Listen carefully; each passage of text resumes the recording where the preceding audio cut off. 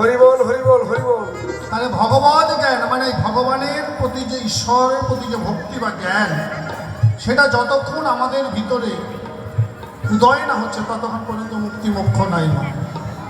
তাহলে কীট পতঙ্গ, পশু পাখি, বৃক্ষ লতা এরকম করে ৮০ লক্ষ জনি ভ্রমণ করার পরে ৪ লক্ষ বার মানব, ২ লক্ষ বার সম্পূর্ণ, ২ লক্ষ বার অসম্পূর্ণ।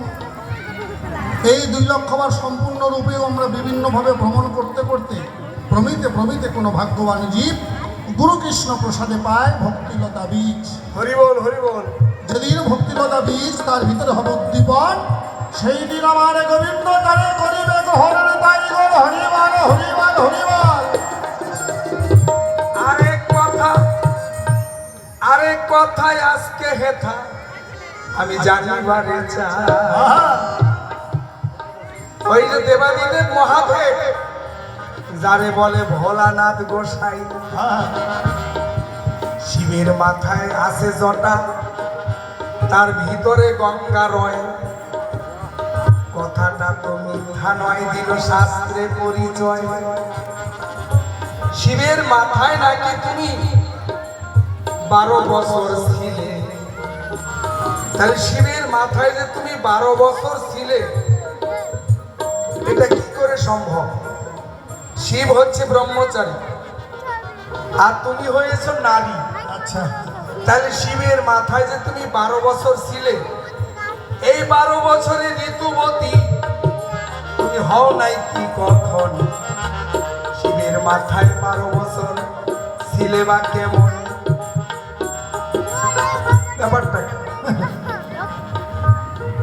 কলির মানুষ 12 বছরের ঋতুবতী হয়, আচ্ছা, আর তেতার মানুষ 24 বছর। এটা তো ডাবল হিসাব নাকি? তার মানে কলির মানুষ 3.5 হাত, দাপরের মানুষ 7 হাত, তেতার মানুষ 14 হাত, আর সত্যযুগের মানুষ 28 হাত। তাহলে তখন আমি শিশু। সেই সময় আমার শিশু রূপ যে নয়, কন্যা রূপে শিবের মাথায় ছিল যে আশ্রয়। এই কারণে 12টি বছর শিবের মাথায় রই, ভোলানাথ জটের মধ্যে ধরে আমায় রেখেছিল তাই। বাবা, তখন আমার ঋতু হয় না, আচ্ছা আচ্ছা, আমি পরিশুদ্ধ ছিলাম। বোঝা গেল? বেশ। ভগীরথ যখন তোমায় নিয়ে আসে মত্তধাম, সেই জায়গায় একটা প্রশ্ন করব, পুরাও মনস্কাম। কি? ভগীরথ শঙ্খ বাজাইয়া আগে আগে যায়, ভগীরথের পিছনে আসে গঙ্গা মায়। আস্তে আস্তে এক মুনি ঠাকুরের আশ্রম ভাসাইয়ে নিল। মুনি ঠাকুর রাগ করে নাকি এই গঙ্গাকে খাইল। কেমন করে পেলে মুক্তি যাও না একটু কইয়া? আচ্ছা, যদি খায় তাহলে খাইলে কি হয়? ওইটা নিচ দিয়ে যদি বের হয় অপবিত্র হয়ে যায়। আচ্ছা আচ্ছা, দেখেন এই যে মিষ্টির দোকানে কি সুন্দর করে মিষ্টি সাজায় রাখে, আহা দেখতে কত সুন্দর, আবার ধূপবাতি দেয়। ওই মিষ্টি কিনে নিয়ে যখন মানুষে খায়, এটা খাইলেই অপবিত্র হয়ে যায়। দোকানে আছে ঠিকই আছে, মানুষে যেই খেলো পরের দিনের কোনো মূল্য আছে? পায়খানা হয়ে গেল নাকি?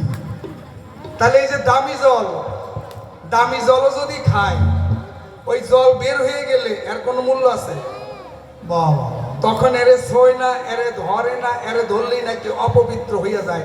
তাহলে মুনি ঠাকুর যে তোমাকে খেলো, তারপরে তুমি কেমন করে এলে একটু বাপের বেটির মতো বলো। বাবা, বলে জাহ্নবী মুনি তাহার নাম, দৈব পরিচয়। আগে আগে ভগীরথ, পিছে পিছে গঙ্গা যায়। মুনির আশ্রম ভাসাইয়া দিয়া যাইতেছিল গঙ্গা মায়। ক্রোধের বশে